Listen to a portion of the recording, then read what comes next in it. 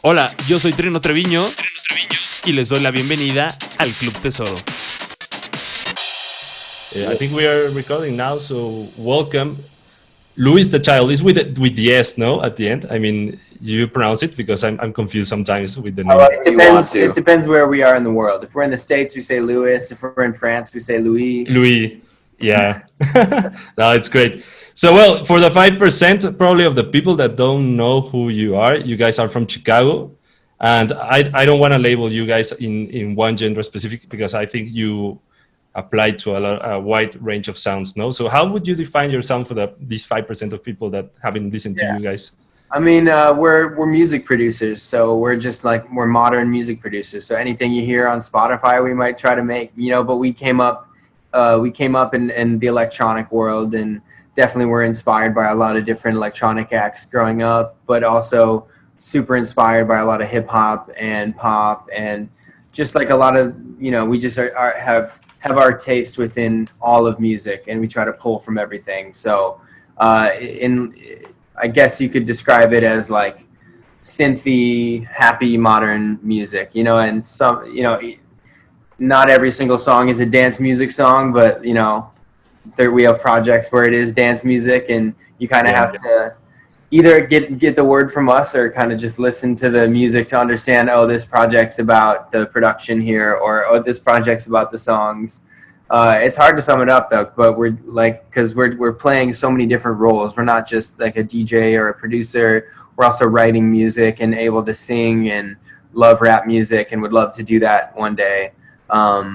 And we're playing piano and drums and the beat pads. So it's just modern music. And it's definitely hard to put in a box. Yeah. I mean, that's the point, is that people can listen to your music and they can understand how everything's going. So, I mean, you have a modest quantity. I saw in your Spotify right now of 5 million plays per month, which is crazy. I mean, do you imagine 5 million people listening to your songs right now during the pandemic? It's awesome, no? I mean, it's crazy. So cool, man. It's amazing. And I love that a lot of our music is really positive, and hopefully it's giving them some good vibes through a tough time. Which is much needed. Yeah. So, well, I mean, taking it that you're from Chicago, I saw last week an interview you guys made with Google inside their HQ, I think. Well, probably they're in Chicago. And I love Chicago because it's a very important place for electronic music and also for other genres, no? So I think that you guys are like in the middle of both scenes, no? Like in the DJ scenes and in the group scene, no? In the bands. So do you prefer one scene or the other, or how do you balance your project inside these two scenes? I love the festivals where those fans collide, where it's like the Lollapaloozas or Coachellas, where it's multi-genre and everyone, people love electronic music and they also love everything else, and then the energy at those shows are just amazing, and we love the electronic shows too, where it's just electronic focused, but yeah, we definitely love playing those festivals where it's a multi-genre like fan base and everyone is like there for the music, and whether or not it's dubstep or a specific classification of electronic music, or And also your setup on stage is a live act setup, no? Because you don't only use the CDJs. We DJ'd for a long time, and then we started feeling like maybe we could play some like drums and pianos up there, because we can. And we could sing too. So we threw that up there, and then still have our DJ effects, and so we're still kind of like trying to mix the two a little bit. But it's mostly the show we just played, the Here for Now tour. That was a live show with Ableton and not the CDJs that we used to use. And did you start like that at the beginning of your project? Were you like always live act or first DJs? It is something that I think from pretty early on we wanted to do. We did for a little bit, like a couple years ago, we had like a live set that we did maybe like 3 or 4 times, but it's a lot of work to put together a show like that, and a lot of programming and stuff. And I think at a certain point we realized that it made the most sense for us to DJ and to get really good at that.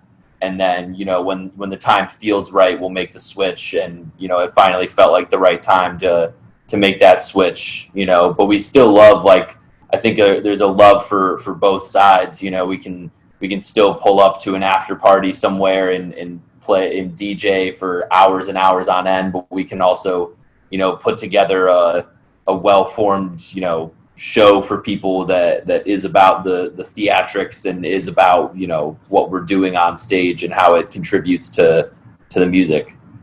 Yeah, because I mean, also, and pretty much due to what's happening all around the world right now, I think it's very important, the visual part of it, no?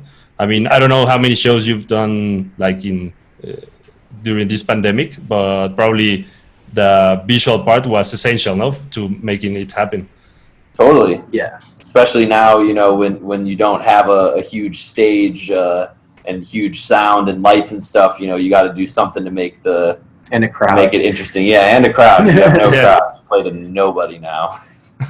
Well, I like 2 months ago, I played inside a Minecraft festival, which was pretty amazing because, I mean, it was done by Mexicans and a lot of people were from Mexico. And I think that's like some cool things that are happening right now during the pandemic, you know, that you can connect like in pretty interesting ways. And yeah, I mean, right now I'm recording this podcast, but a lot of my friends that are playing Fortnite tonight are like, where are you going to end? Are you going to end quickly? And I'm like, no, okay. But that's something that, I mean, inside, for example, video games right now, I think that a lot of people are discovering music because you're chatting a lot with people, no? So I think this is important to talk because probably your music is very friendly for people that are like playing games right now, etc., and they like to listen to this type of music, no? So has this been also a part of your, I mean, promo, or I mean, I don't know how you guys, or if you enjoy playing games right now?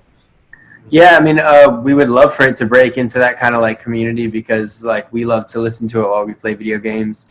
We don't really know like where to start with like promoting it to that like community. I think our managers were trying to promote it to like the exercise community because of, you know, like keep moving. Oh yeah, of course. But like for video games, 100% that makes sense.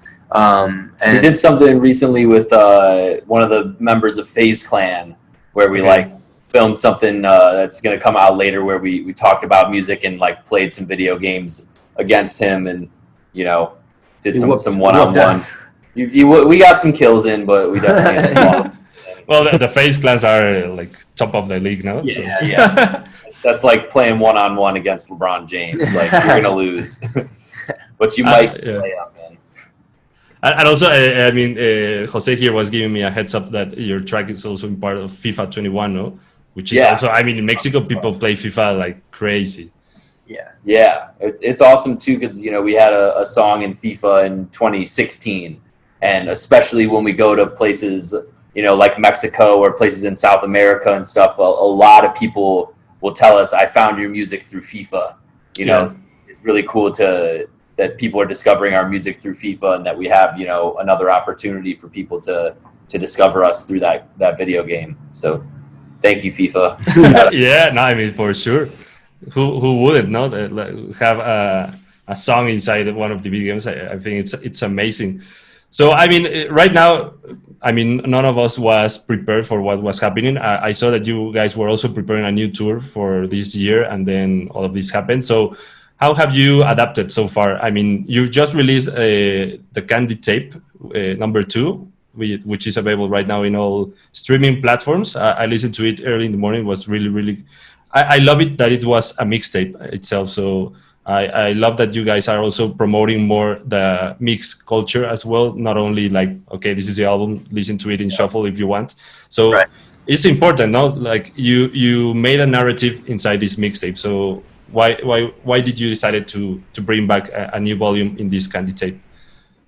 I think we had planned on making another Candy mixtape after the album. We thought, you know, with the album being very song focused, we also wanted to deliver something that was more true to our electronic roots and give a place for, you know, the whole idea really behind the Candy Tapes is that it's candy for your ears. It's these fun short ideas that we might have that might not fit on a project or might not be turned into a full 3-minute song, or maybe they're just things that we've been playing live and we want them to live somewhere.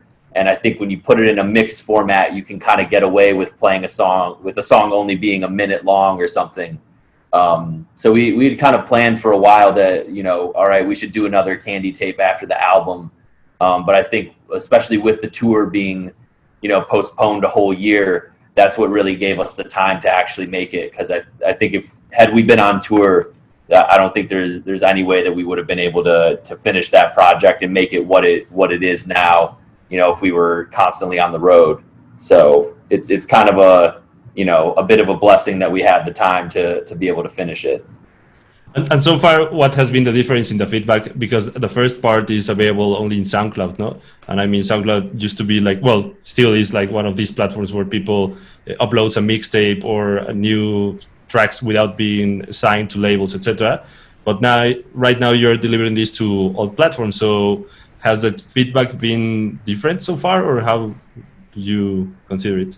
I think people are happy that it's on multiple platforms. I think that was one of the big comments we got from people when we released the first Candy, was that, a lot of people were asking if it would be on Spotify and Apple Music, or if we would ever release the individual songs. So that's something we took into consideration this time around. And I think the reaction's just been great. It's cool to show people that there's still that side to us, and that we still, like using those sounds, and that we're still experimenting a bunch, because I think anyone who may have been thrown off by the album and the route that we took with that, I think if anyone had any doubts, we've squashed them with the tape. Yeah, definitely. Yeah, I love that you're bringing this to this type of platforms, because it's not very usual to find mixtapes. I mean, there used to be like this compilation, then a mix, like a 1 hour mix inside the compilation with the track separated in your original mixes, etc. But I think it's important to tell stories, and you guys been very you like to tell a lot of things inside your songs, no? Because as you were saying before, you like to write a lot of positive things inside tracks, etc. So how do you stay focused? I mean, I see that you have a lot of books in the back, so probably you read a lot of stuff. So how do you try to stay online? Yeah, I mean, I think like a big part of staying focused is like practicing and having like a daily ritual of doing whatever it is you want to do, and also doing the practice work that like funnels into like you being better at what you do. So like for producing, like it really helps me to like practice voice, piano, drums, reading if I'm going to be writing songs. Reading and watching like YouTube, watching like documentaries, and like, learning about other, people that I look up to and the way they did it, and just like kind of peering into their lifestyle. That's always been really inspiring to me. But yeah, just kind of like a lifestyle of just like every day trying to like learn and sharpen your tools a little bit, Yeah. And during this time, how have you guys found new music? I mean, have this been part of your process right now in studio, like to search for new sounds or something? Yeah, we're always like every day looking for new music that's being released, modern and old too, stuff that we haven't like found before. And the Spotify recommendations are really helpful for that, where you can like just create a million playlists and like go through the recommendations based on that playlist, and then you can find whole like pockets of different genres and artists, and I get inspired by that like all the time. And yeah, man, just like the internet, like everyone can listen to so many different styles of music, and they're all just at your fingertips. You don't have to go to the record store to pick it up. It's pretty amazing. Mm-hmm. Yeah. I mean, I love it that sometimes the algorithm is like a genius, no? That right. You're just digging, and then I don't know, probably forever, non-stop dig. Yeah. I love that, but not inside YouTube. The loop tends to like lead you to some strange places sometimes, no? But I mean, that's not in music. So, for example, you guys been working like for a lot of years now in your project and investing a lot of time in it. So, how hard has it been, or I mean, probably not hard, but if it has been, to find your own voice inside the music world? I mean, I think like we're always trying a million different things, and I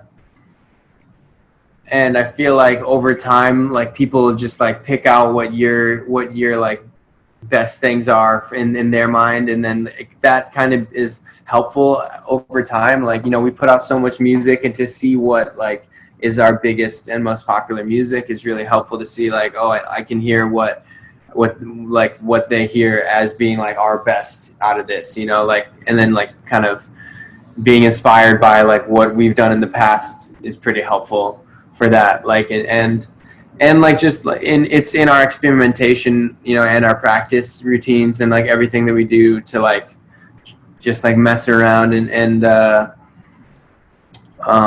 I feel like if we're in our natural like flow state of like just kind of creating and having fun, and it just like kind of like passes real quick, and we're just like, you know what I'm saying, like the really fun moment,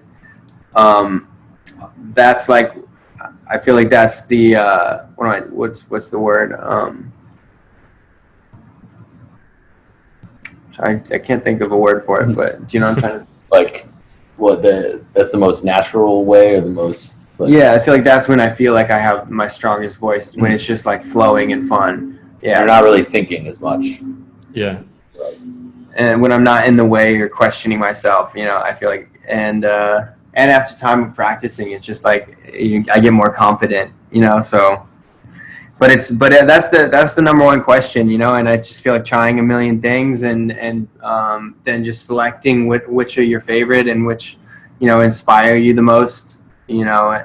And something that like one of my friends, Ahmad Royal, said was that like no matter what you try to make, it's always going to be you, you know. Even if you're trying to rip off like X, Y, or Z, like it's going to be you that made it, and it's going to have all your, you know, tendencies, and it's going to be your own. So, you know, there's no way you can make something that's not you, you know. So there's that aspect of it too.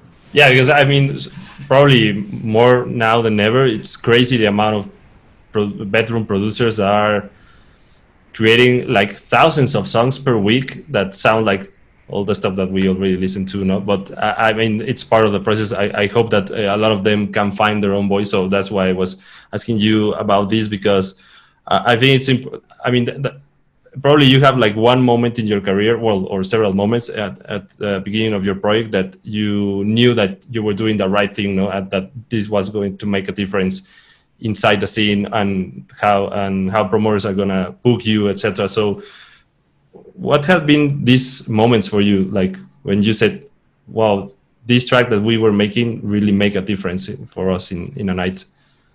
I mean, it was crazy when Closer was #1 to like realize that our genre and our like, you know, a song that we created could go #1 for 12 weeks. I feel like that was like a really, you know, confidence building, like, wow, like this could work on a big scale.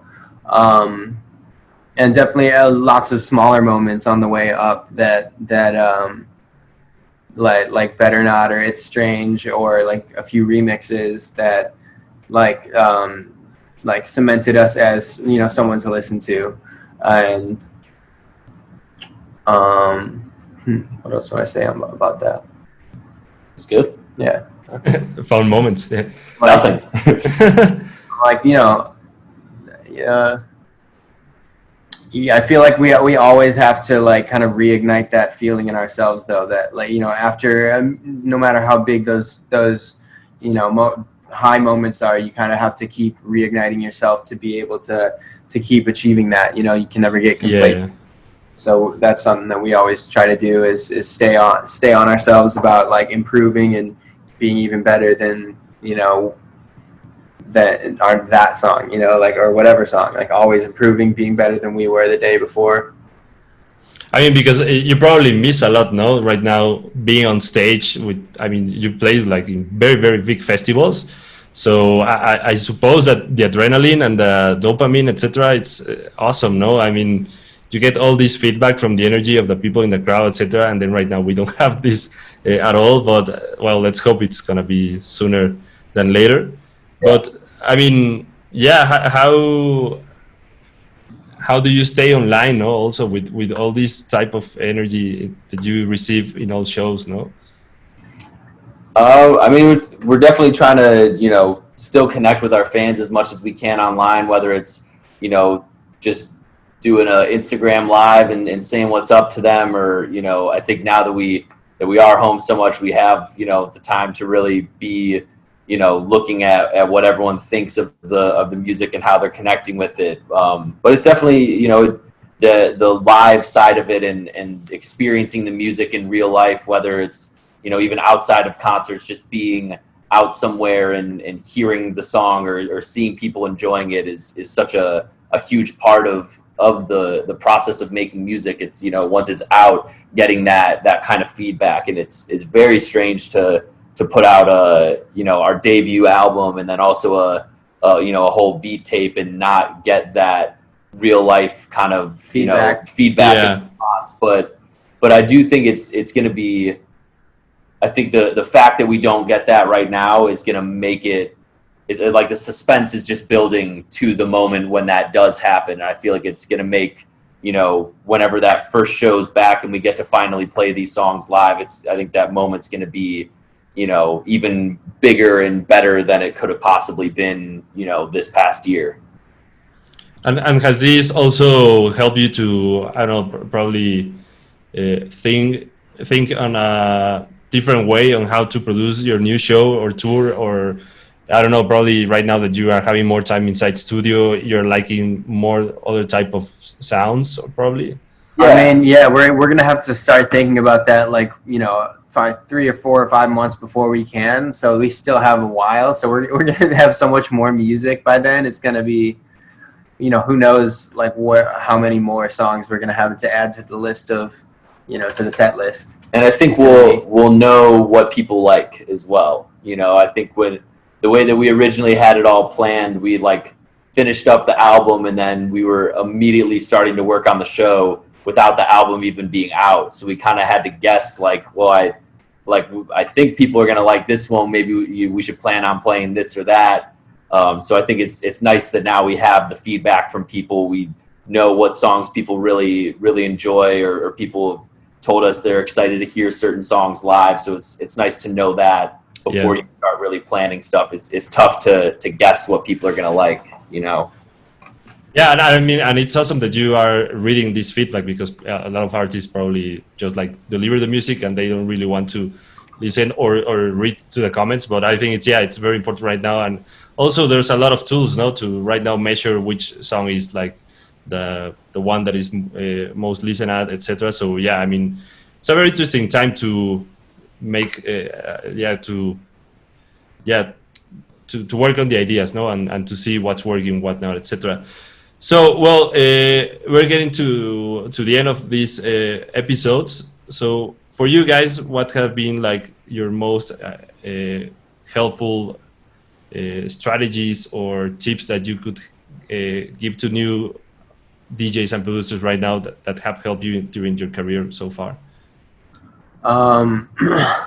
Just trying to learn as much as I can about all the different subcategories of skills to be a producer and a DJ. There's so many things that you can constantly be working on, and to really do it to the highest level, it takes a lot of work every single day, and it's not something that happens in a snap, or it's got to take that dedication and sacrifice every single day, the hard work, but then also have fun with it. I think that definitely a big thing is just you have to constantly be trying to get better. Even if you have successes, even the best of the best of the best people, they reach a milestone and they go, okay, how can I reach the next? How can I reach the next? How can I improve? Even a guy as big as, Pharrell Williams is trying to get better. Skrillex is trying to get better, even though they've already achieved, you know, what many people would consider to be, you know, the ultimate. Yeah, like the top. Yeah. You know, that's what really gets you to the top is by always wanting to get better and improve. Yeah, for sure. Yeah, it's important that you can set up goals, not to achieve them. That's something that sometimes a lot of people don't know how to do it, because, yeah, like we all aspire to fame or success, etc. But that takes time, and it needs to be set by goals. So for you, what's your goal? I mean, when this ends, hopefully soon, what's one of your goals you want to achieve right now? Yeah, I just want to get back to playing shows and put on the best possible experience and just breathe new life into people when they're finally able to be out in the world and be back to, you know, normal. What's like your most desired activity to do once this gets normal? And Definitely look out at fly the to crowd. Mexico. Yeah, love tacos. Definitely a good vacation, and definitely like just looking over the crowd, like jumping and dancing and seeing everyone like arms in the air. That's it. Yeah, I think we all miss that a lot. Yeah. Well, hopefully that's gonna be pretty soon. I mean, today it was announced that EDC Mexico is happening next year, so today it's mayhem inside the Twitter and Facebook. So I mean, it's like one light of hope we're seeing at the end of all of this. Right. So let's hope you guys can come back again to play there. So it's gonna be awesome. Sure. Well, thank you very much, Luis the Child. If there's anything else that you want to tell to your Mexican or Latin American fans, feel free to share it. Yeah, we got a song coming out pretty soon with Coin. Just be on the lookout for that. That's gonna be really fun. We miss you, and we miss you. We can't wait to see you guys. Awesome. Well, thank you very much, guys. Such a pleasure to talk with you, and also congratulations with the mixtape and the album. Both are amazing pieces of work. Thank you, Trino. Appreciate it. No, thanks to you guys. Esto es un episodio más de El Club Tesoro. Mi nombre es Trino Treviño y les agradezco una vez más a todos ustedes que nos escuchan en todas partes del mundo. Recuerden compartir el podcast si es que les gustó, para que se puedan suscribir más de sus amigos y podamos comentar mucho más sobre estos temas. Yo estoy en las redes sociales como @TrinoDJ, así me encuentran como TrinoDJ en Instagram, Twitter, Facebook, YouTube y SoundCloud. Así como también pueden visitar mi sitio web, que es www.trinodj.com, donde cada semana estoy subiendo artículos relacionados al mundo de la música, así como entrevistas y también los programas de radio, donde cada semana estreno mucha música. Una vez más, les agradezco, espero puedan comentar este podcast con todos sus amigos y me dará mucho gusto saber de ustedes en las redes sociales. Nos escuchamos el siguiente episodio, hasta pronto.